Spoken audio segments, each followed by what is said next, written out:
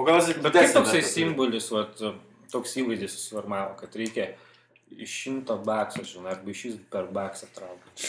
Jo. Popierius visada, kuris po tavo kišeniai ir tu iš jo gali susistukti. Nemanau, kad pas mane kišeniai 100 baksų yra. Ne, ta prasme, jeigu žinai. Esminis dalykas, kas uosto koksą, pas tą turi būti 100 baksų kišeniai. Faktas.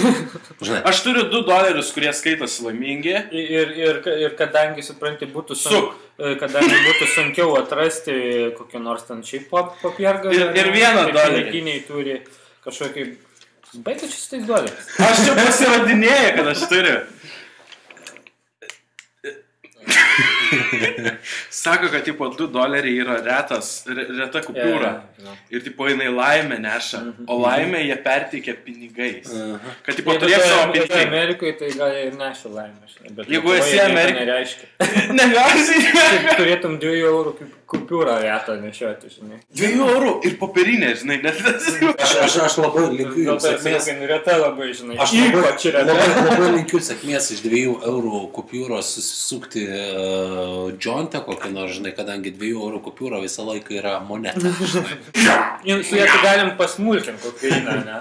Ir kodėl veidrodis yra? Aš visada mačiau.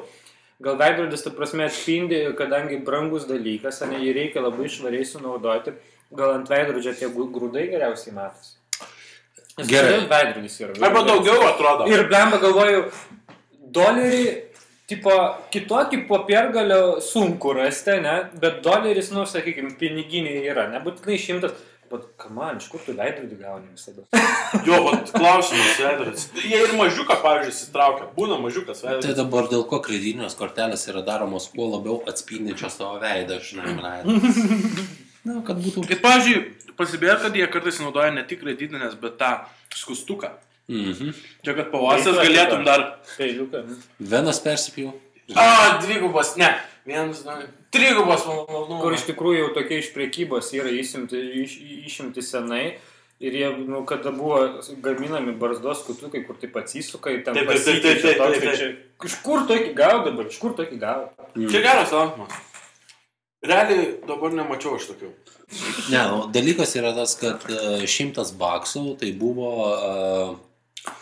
toks kultūrinis dalykas, kad tu gali koksas uostyti per 100 baksų, kai tu už koksą sumokėjai, aš ten nežinau kiek, 5, 2, 3, 7, žinai, bet tas $100 yra toks statuso įrodymas maždaug. Tu žinai, tu nepasiemi tokį šiaudelį, kuris yra plastikinis. Jeigu neturi 100 baksų, per ką traukai ir kokainą geriau neuostyti. Ne tavo nosiai. Kokainas ne tavo nosiai. Jei ne tavo piniginiai, tai ir ne tavo nosiai. Būtent. Dabar paaiškinimo, dėl ko kokainą susmulkinti reikėtų būtent tokiu peiliuku, o ne kitokio, nes kokainą susmulkinti galima su bet kom, žinai. Gali paimti ant veidrodžiais ir turi būti. Gali paimti ir su pirštais smulkinti. Ja. Bet liks ant tavo pirštų. Ir tu taip į nosį. Ne, būtent į nosį. Taigi gali visai, ne? Tai kas čia per holivudiniai įvaizdžiai tokie? Gali su šaukštu fucking... Gerai. Tai mes susitarėm dėl $, kokį jisai turi, žinai, kultūrinį, socialinį, ekonominį diskursą. Taip, beje. Tai britva arba ir veidrodis. Kas dėl jų? Gerai, dėl britvos, gerai, aš patylėsiu dėl britvos veidrodis, sakykime. Čia tokia metafora aštrių pojūčių ir taip toliau. Taip. Sakykime, veidrodis, kuris atspindi tavo kažkokį, nežinau, yra kažkoksai... Tavo ego, alter ego ir id, žinai, aš nežinau, ką atspindi koksas. Ką gali atspindėti koksas, jisai gali atspindėti, bet ką, jisai gali atspindėti tavo ultimatyvų alter ego. Tai dabar kitas klausimas. Jeigu šitie pastarėjai 2 simboliai, sakykime, britva ir veidrodis yra grinai metaforos, o $, yra tiesioginis. Baksai yra tiesioginis, taip, o dėl britvos mes dar nesusitarėm. Kol kas mes susitarėm dėl tiesiog veidrodžio. mintis, kad aštrus pojūtis. Aštrus aš nesutinku, kad koksą galima susmulkinti ne vien tik tai su britva, jį galima susmulkinti su bet kuom. Bet dažniausiai rodo. Nu, dar gerai, Filme, kreditinė kortelė. Nu, kreditinė kortelė vėlgi statusas, sakykim, parodymas, ne? Nes tu turi kreditą. American Express. Jeigu, pavyzdžiui, tu koksą susmulkinsi su Karūno šokolado popierium, žinai. Arba naudosi vietoj veidrodžio jį. Arba ją naudosi vietoj veidrodžio. Nu, gerai, tvarko, aš turiu mintyje, žinai, su tokiu dalyku, su padėkliuku kavai, tu arba alui, tu nesusmulkinsi koksą, žinai. Ką reiškia iš viso kokso susmulkinimas? Lengvas paaiškinimas. Koksas realiai jisai turi būti smulkus visą. Jį padaro į akmenuko formas. Kad būtų lengviau pergabinti. Kad jis būtų kietas. Būnagi tokiuose pakose. Gal jisai biškai ir sukimba ir jį reikia suskalyti, ta prasme, kad jisai būtų... Bet dažniausiai būna tie rocks, kaip vadina. Kai jisai nebebūtų kaip granulės, nes tada, žinai, sunku jį sukliepti.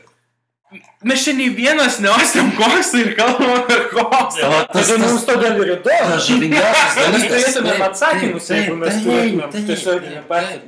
Taip.